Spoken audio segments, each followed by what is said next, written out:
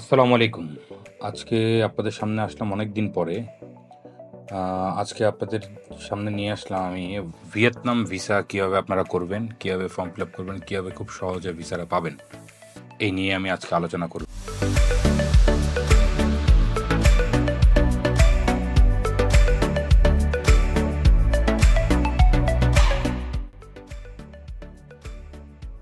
আপনাদের সাথে নিয়ে আমি এই যে ডেস্কটপে চলে গেলাম।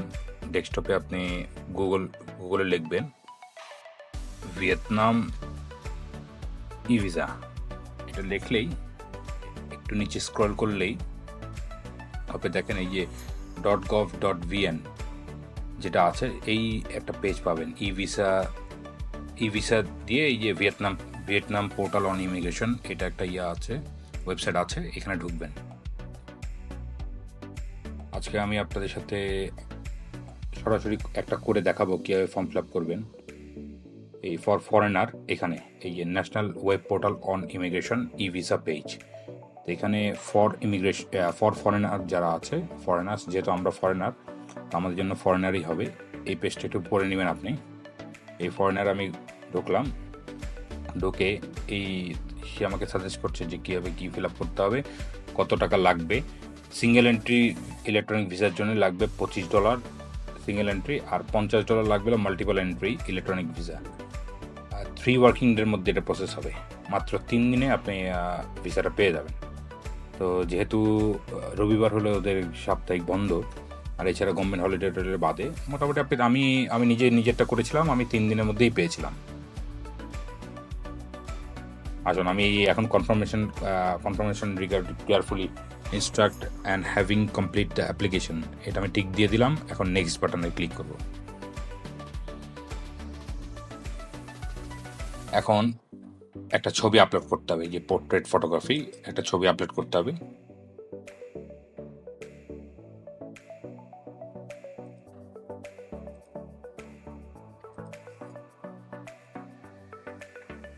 ছবিটা আমি আপলোড করলাম। এখন পাসপোর্টটা আপলোড করতে হবে, এই পেজটা দিলাম, পাসপোর্ট আপলোড হয়ে গেল। এখন আমার ফর্মটা ফিল আপ করতে হবে নাম দিয়ে, তারপরে গিয়ে সারনেম কি, সারনেম হাসান, ফার্স্ট নেম হলে গিয়ে বা গিভেন নাম যেটাই বলেন, রাশেদুল, আর ডেট অফ বার্থ 30 অক্টোবর 1985, 30/10/85।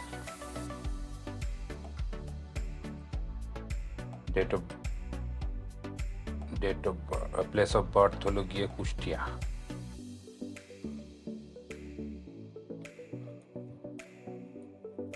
আমি আপনাদের সুবিধার্থে ফিল আপ করে রেখেছি।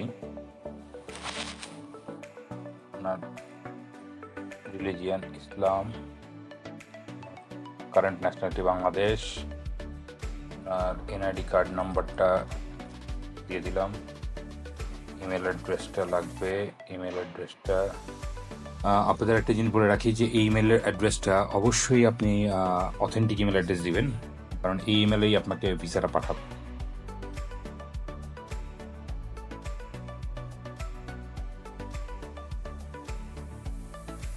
এই ব্যক্তি, ইনি কখনো ভিয়েতনামের আগে যায়নি, আর ইনার মাল্টিপল ন্যাশনালিটিও নাই, মানে কোনো ভিয়েতনামিজ কোনো ল ভায়োলেশন করে নাই, তো সবই নো হবে।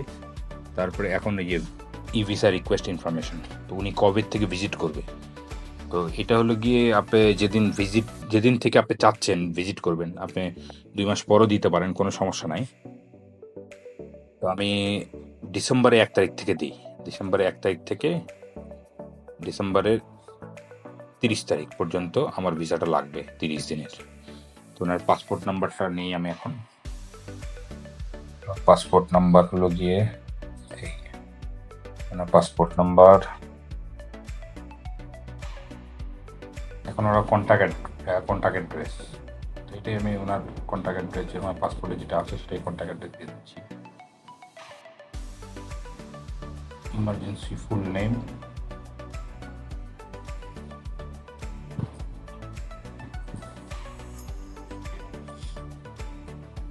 spouse, private service,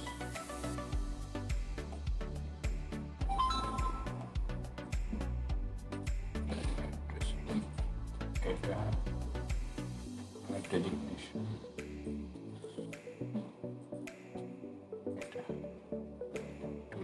উনি কোনো ইনভাইটেশন পান নাই, 30 দিনে চাচ্ছেন।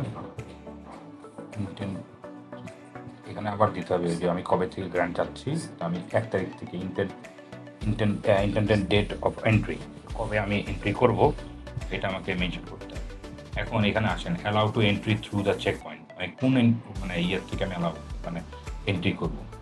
আমার এই এয়ারপোর্ট থেকে এন্ট্রি করব, লানসং যেটা হোচিং সিটির এটার যে এয়ারপোর্টটা আছে সেই এয়ারপোর্ট থেকে আমি এন্ট্রি দেব। X0 সেম হবে, আমি সেম জায়গা থেকে এক্সিট নিব। তো এখন temporary resident address in Vietnam, তো আমি অলরেডি ভিসা অ্যাপ্লাই করেছি, তো সো আমার এখানে অলরেডি একটা হোটেলের নাম দেওয়া আছে, এটা কোথায় আছে, এটাও হোচিং সিটিতে আছে।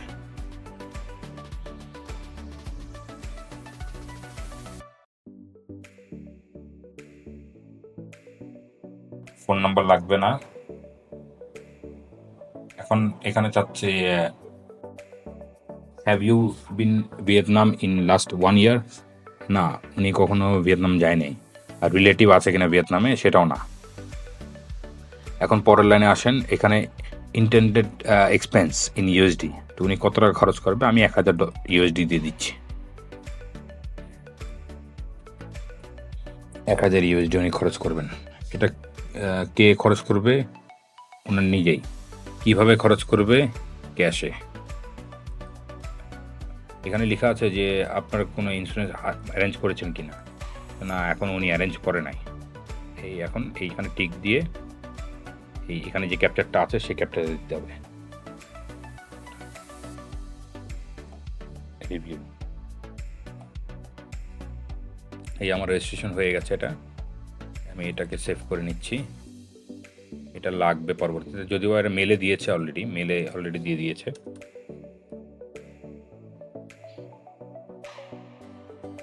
এখন রিভিউ করার জন্য দিয়েছে যে কোনো ভুল আছে কিনা, দেখলাম যে কোনো ভুল নাই। এখন পেমেন্ট অপশনে চলে যাব।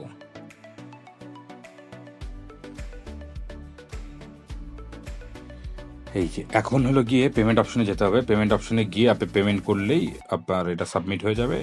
আপনি এখানে লেখা আছে যে আপনার ভিয়েতনামে যে ভিয়েতনাম ডং, ওই ভিয়েতনাম ডং আপনার লাগবে গিয়ে 605500, মানে মোটামুটি $25 মতো। তো এক্সচেঞ্জ রেট এখানে যেটা আছে মানে $25 মতো কাটবে।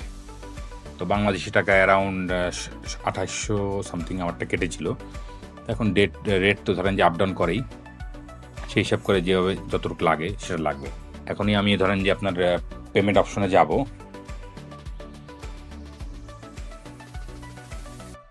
পেমেন্ট অপশনে যাওয়ার পরে এই পেজটা আসবে, এখানে ক্লিক করব, পেমেন্ট করব, সিলেক্ট করলাম। ভিসাটা সিলেক্ট করার পরে এই পেজটা আসবে। এই পেজে আপনার যে কার্ড ইনফরমেশনটা সেটা দিবেন, সেটা দিয়ে আপনারা আপনাদের মতো করে পেমেন্টটা কমপ্লিট করবেন। কমপ্লিট করার পরে আপনারা পেমেন্ট কনফার্মেশন একটা মেল পাবেন।